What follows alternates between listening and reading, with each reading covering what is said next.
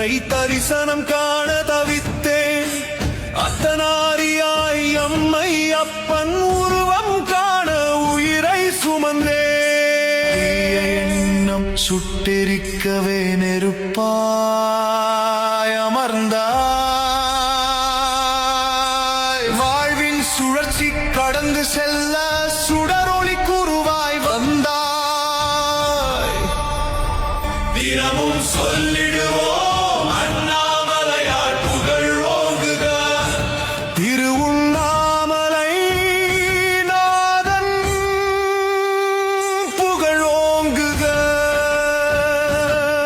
என்னில் சுவாசம் போல கண்ணிமைக்கும் நேரமும் நீங்காமல் என் உள்ளத்தில்